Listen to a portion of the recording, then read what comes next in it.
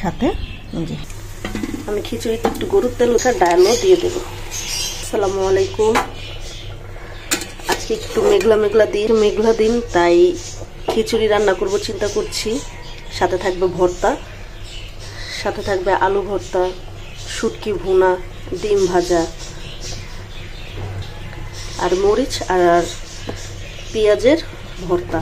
তো প্রথমে আলু সিদ্ধ করে নিয়েছি, এখন ভুনার প্রসেসিং করব। আলু সিদ্ধ করে পানিগুলো ছেঁকে নিয়েছি, এখন একটু পোড়া পোড়া করব, তাহলে আলু ভর্তাটা খেতে মজা হবে। এই যে আলু ভর্তা আর মরিচ ভর্তা বানানোর জন্য শুকনো মরিচগুলো তেলে নিয়ে রাখবো।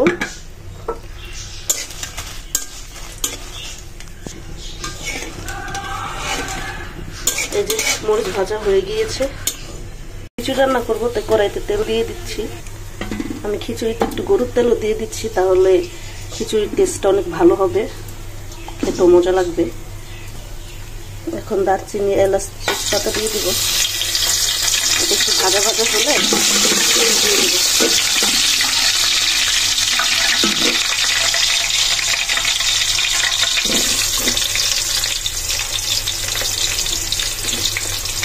যে এখন আদা রসুন বাটা দিয়ে দেব।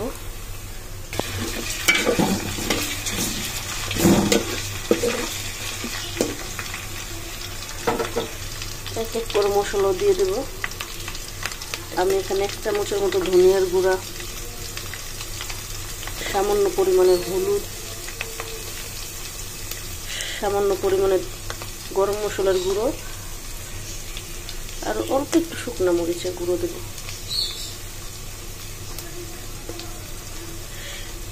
আর কোনো মশলা দেব না। এখন সুন্দর করে এটা কষাই নেব। নিয়ে চাল আর ডাল দিয়ে দেব। আমি আগে থেকে চাল ধুয়ে রেখেছি, একটা ঝুড়িতে চালগুলো ছেঁকে নিয়েছি। এখন এই চালগুলো এই মশলার ভিতরে দিয়ে দেব।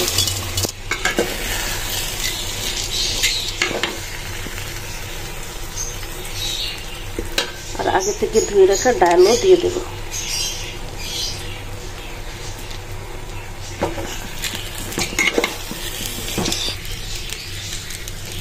এখন লবণ দিয়ে দেব পরিমাণ মতো। যার যেরকম টেস্ট বাড সে অনুযায়ী লবণ দিয়ে নেবেন।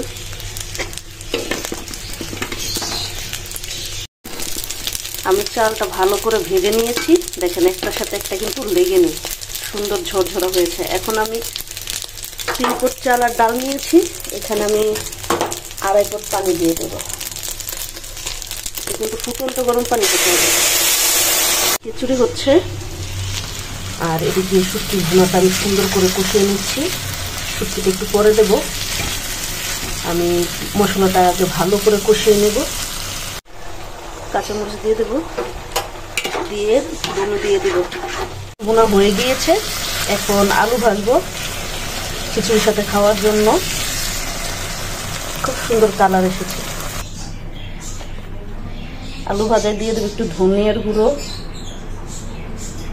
সামান্য পরিমাণ মরিচ গুঁড়ো আর হলুদ গুঁড়ো, আর দেব লবণ। ভালো করে মেখে নেব। ভালো করে মেখে নিয়েছি, এখন আলুগুলো দিয়ে দেব। ঢেকে দেবো, আস্তে আস্তে ভাজা হোক। এই যে আলু সিদ্ধ করেছি, এখন আলু ছিলকাগুলো ছিলে নেব। হামজা কিন্তু আমাকে মাশাআল্লাহ সাহায্য করছে আলু ছিলাতে। সবাই ওর জন্য দোয়া করবেন, ও যাতে ভালো মানুষ হতে পারে। আলু ছিলা হয়ে গেছে, এখন এগুলো মেশ করে নেব। আর আমি পেঁয়াজটা একটু টালা দিয়ে নেব, তা নাহলে আলু ভর্তাটা নষ্ট হয়ে যায়। যাতে আলু ভর্তাটা নষ্ট না হয় সেজন্য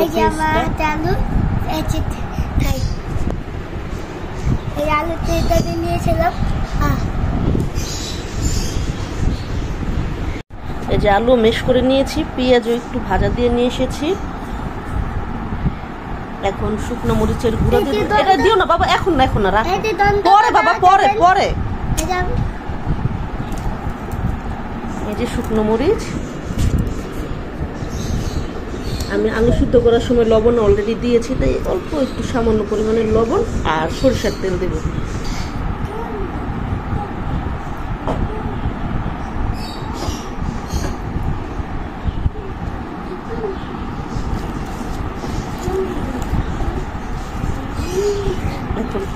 মরিচ কত সুন্দর করে মেখে নেব। ভালো করে মথে নিয়েছি, এখন আলুর সাথে মিক্স করব। ওই যে সুন্দর করে মেখে নিয়েছি, এখন ধনিয়া পাতা দিয়ে দেব। এই যে আলু ভর্তা হয়ে গিয়েছে।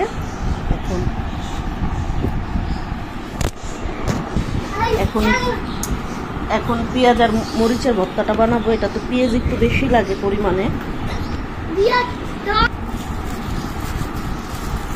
এখন শুকনো মরিচ গুঁড়ো দিয়ে দেবো। সরিষার তেলের পরিমাণ একটু বেশি প্রয়োজন, বেশি করে সরিষার তেল দেবো। আবার এটা লাগাও তোমা মুখাটা। আর স্বাদ মতো লবণ দিয়ে দেবো। ভালো করে কচলাম। এই যে হয়ে গেল পেঁয়াজ আর মরিচের চাটনি। এটা কিন্তু খেতে খুব মজা হয়, খিচুড়ি খুদের গোয়ার সাথে অনেক টেস্টি। আলু ভর্তা, আলু ভাজা, এই যে খিচুড়ি এখন সুন্দর করে বাড়বো।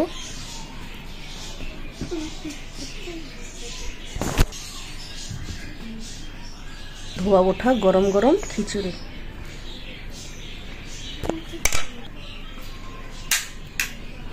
শব্দ কর না বাবা।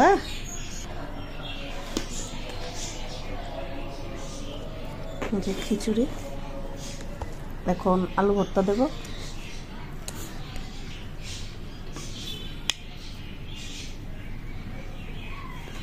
আলু ভাজা,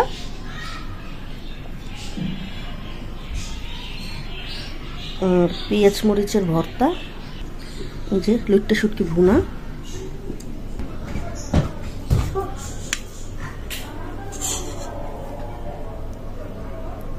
সাথে যে ডিম ভাজা। ওই যে আমার খিচুড়ির প্লেট রেডি।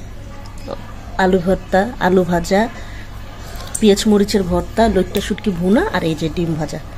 দেখতে কিন্তু খুব লোভনীয় লাগছে।